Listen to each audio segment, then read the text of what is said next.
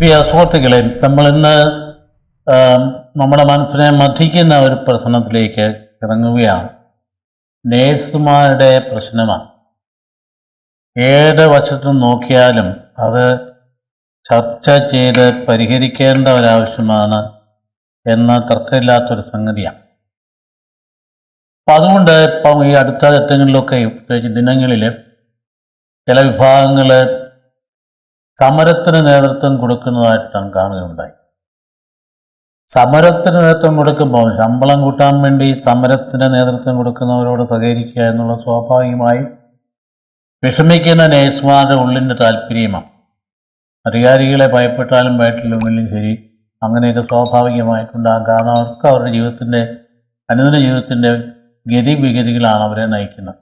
അതുകൊണ്ട് സമരക്കാർക്ക് എളുപ്പമുണ്ട് ഇവരെ ചൂഷണം ചെയ്യാൻ. എന്നാൽ സമര നേതൃത്വത്തിലുള്ള ആൾക്കാരൊക്കെ ഒരു ഉദ്ദേശ ലക്ഷ്യങ്ങളെക്കുറിച്ച് ഒരുപാട് ആളുകൾക്ക് സംശയമുണ്ട്. അതായത് ചില വിഭാഗങ്ങളുടെ ഹോസ്പിറ്റലിനെ കേന്ദ്രീകരിച്ചിട്ട് സമരം നടത്താം, മറ്റ് ചില വിഭാഗങ്ങളെ എന്ന് ശ്രദ്ധിക്കാതെ വരിക. അപ്പോൾ ഒക്കെ ആ തരത്തിലുള്ള നീക്കങ്ങൾ കാണുമ്പോൾ, അല്ലെങ്കിൽ ഇതിനു മുമ്പുള്ള നീക്കങ്ങൾ ഉണ്ടായ പണ്ടിങ്ങനെ മെഡിസിറ്റിക്കെതിരായിട്ടൊരു നീക്കം ഉണ്ടായി. പക്ഷേ അത് അത്ര വിജയിച്ചില്ലെങ്കിൽ പോലും അതിൻ്റെയൊക്കെ പിമ്പിലുള്ള ഒരു റീപ്ലാനിങ്ങും നിഗൂഢതയും ഒക്കെ ചുരുളഴിയുമ്പോഴാണ് നമുക്കതിൽ ബുദ്ധിമുട്ട് അനുഭവപ്പെടുന്നത്. അതേസമയത്ത് ഈ പ്രശ്നം പരിഹരിക്കേണ്ടതാണ് താനും. ഉദാഹരണമായി ഇന്നലെ വാസ്തവത്തിലെ കാരിത്താസ് ആശുപത്രിയുടെ നഴ്സുമാരുടെ സമരം, അത് വാസ്തവത്തിൽ അത് പ്രത്യേക നിക്ഷിപ്ത താല്പര്യക്കാരുടെ സമ്മർദ്ദത്തിൻ്റെ ഫലമായിട്ടാണ് ഉണ്ടായതെന്ന് അതിൻ്റെ മാനേജ്മെൻറ്റും ബന്ധപ്പെട്ടവരൊക്കെ എടുത്ത് പറയുമ്പോൾ അതൊന്നും അന്വേഷിക്കേണ്ട കാര്യമല്ലേ? കാരണം ഒരു ഹോസ്പിറ്റല്, വൻകിട ഹോസ്പിറ്റൽ, ഒരു മെഡിക്കൽ കോളേജിന് സമാനമായി പടുത്തുയർത്തപ്പെട്ട ഹോസ്പിറ്റലിന് വേണ്ടി വ്യയം ചെയ്ത് എത്രമാത്രം ജീവിതങ്ങളാണ്. ഒരു മേലധ്യക്ഷനാണെങ്കിൽ ആ സമൂഹത്തിൻ്റെ എല്ലാ വീടുകളും കയറി ഇറങ്ങി നടന്ന് കഷ്ടപ്പെട്ട് എത്രയോ കാലഘട്ടങ്ങളായിട്ട് നടന്നിട്ടാണ് കളക്ട് ചെയ്ത് പണം ഉണ്ടാക്കിയ കെട്ടിടമൊക്കെ പണി തീർക്കാനായിട്ടിടയായി. പ്രത്യേകിച്ച് ക്യാൻസർ ഇൻസ്റ്റിറ്റ്യൂട്ടൊക്കെ അതിൻ്റെ പിമ്പിൽ അന്നുണ്ടായ മേലധ്യക്ഷൻ്റെ ആ ജീവത്യാഗം എന്ന് പറയുന്നത് ആളുകൾക്ക് ഒരു പക്ഷേ പെട്ടെന്ന് പുറമേ നോക്കാൻ മനസ്സിലായില്ലെങ്കിലും അത് അടുത്തറിയാവുന്നവർക്കറിയാം എന്തോ ഒരു കഷ്ടപ്പാടിലൂടെയായിരുന്നു.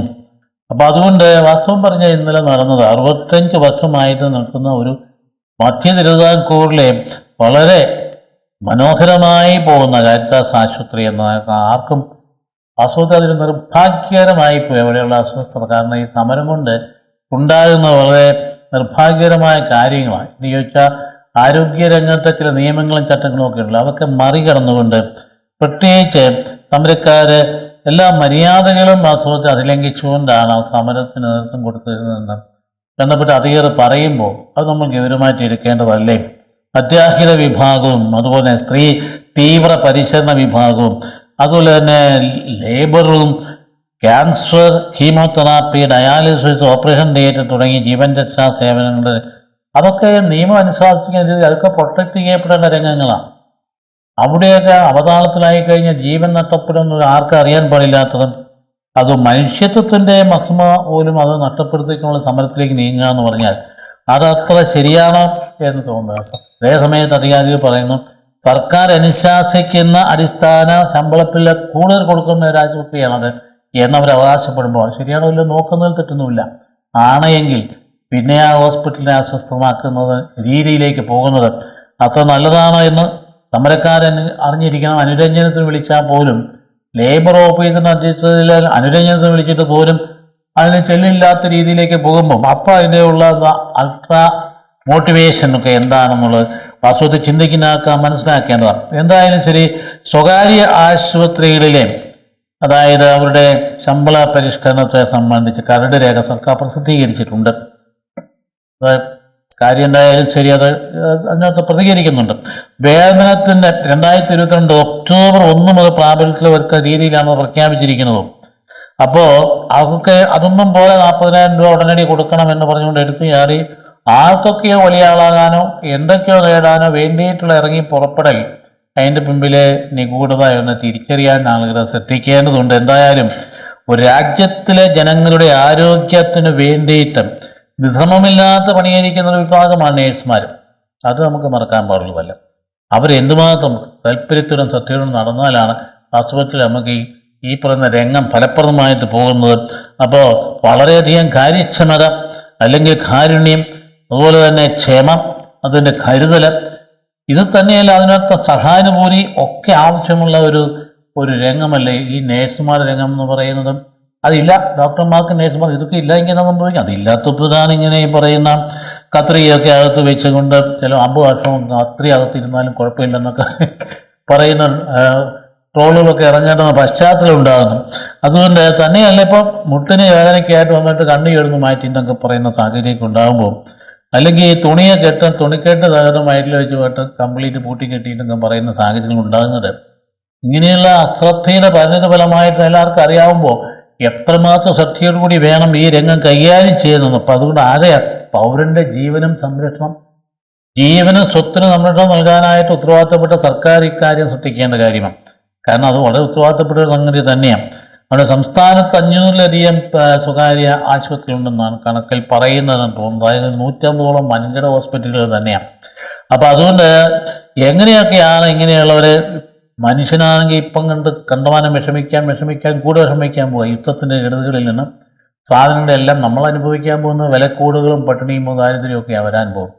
ഈ വരാൻ പോകുന്ന കാര്യം യുദ്ധാട് കൊടുമ്പിരി കൊണ്ട് എത്ര കോടി ഡോളറിൻ്റെ ചെലവഴിച്ചിട്ട് പിന്നീട് ഈ പറയുന്ന കടലെടുക്കമൊക്കെ പൂട്ടിക്കഴിയുമ്പോഴത്തേക്കും വരാൻ പോകുന്നത് ഈ കപ്പലുകളൊക്കെ നീക്കമൊക്കെ സ്റ്റോപ്പ് ചെയ്ത് കഴിയുമ്പോൾ എണ്ണയൊക്കെ കിട്ടാനും ബുദ്ധിമുട്ടായി കഴിയുമ്പോൾ എല്ലാത്തിൻ്റെയും വില കൂടും, ഭയങ്കരമായിട്ട് വില കൂടും.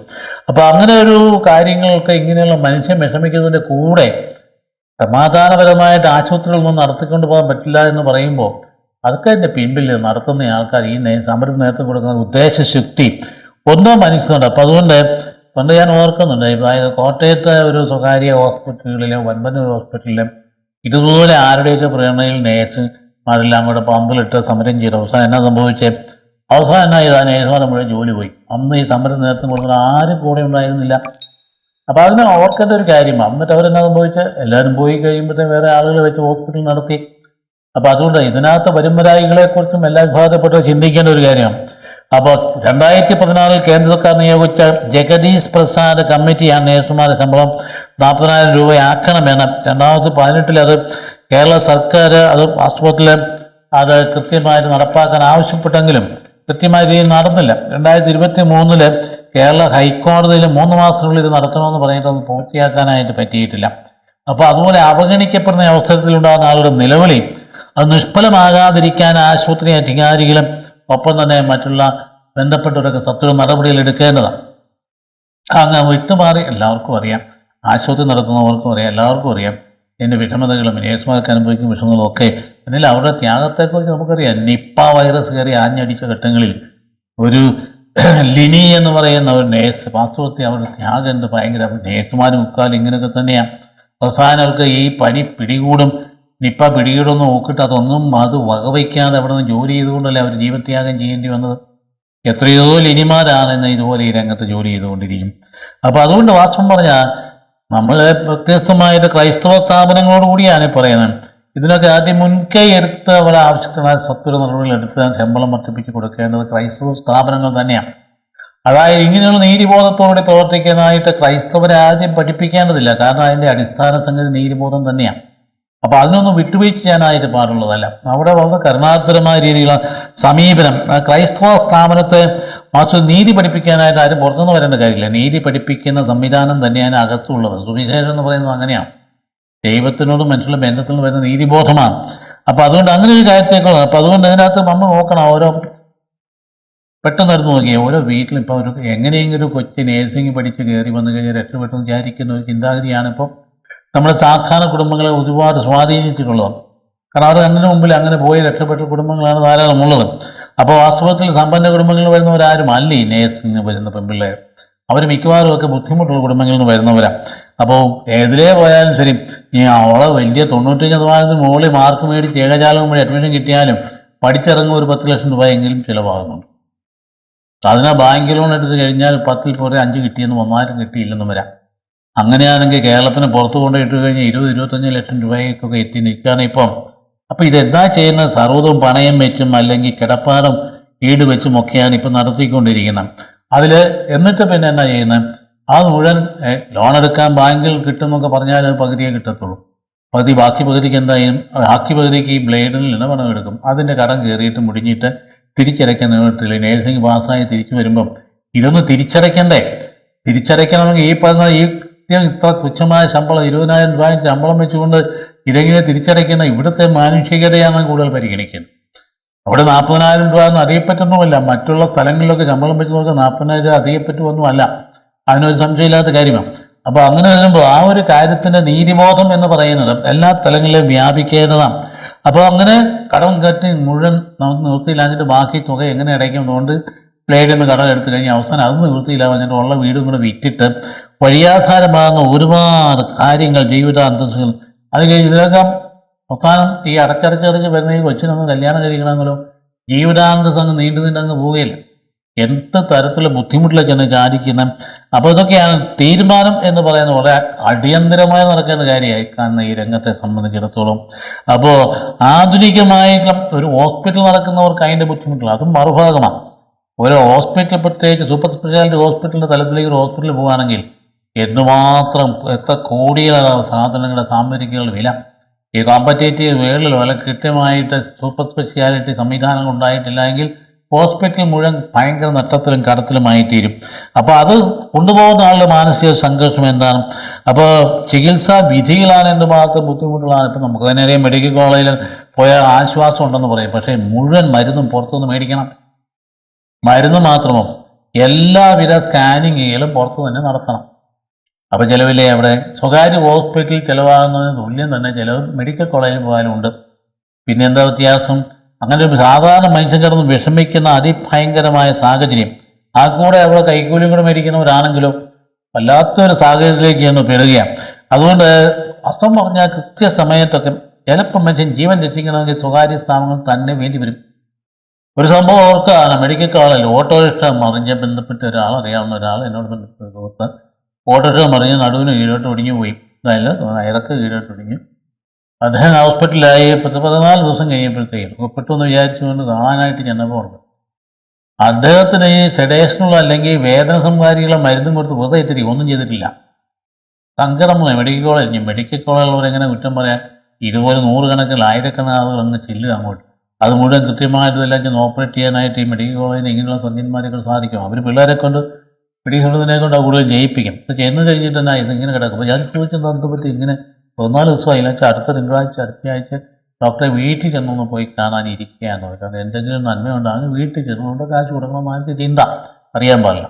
എന്താ ശരി, ഞാൻ അവിടെ നിന്ന് പെട്ടെന്ന് നേരെ ഫോൺ വിളിച്ച് പ്രൈവറ്റ് ഹോസ്പിറ്റലിലേക്ക് വിളിച്ച് പറയും ഇമ്മീഡിയറ്റ് ആയിട്ട് ഒരാളുടെ സർജറി നടത്താൻ കെട്ടടി എന്നൊക്കെ പറഞ്ഞുകൊണ്ട് എനിക്ക് പള്ളിയിൽ ഇരുന്നതുകൊണ്ട് അതിനുള്ള സംവിധാനം ഒരുക്കാനോ സാമ്പത്തിക ചിലവ് വന്നാലും മുടക്കുന്നതിന് ബുദ്ധിമുട്ടുണ്ടായില്ലാത്ത സാഹചര്യം ഇങ്ങനെ ചെയ്തുകൊണ്ട് തന്നെയായിരുന്നത്.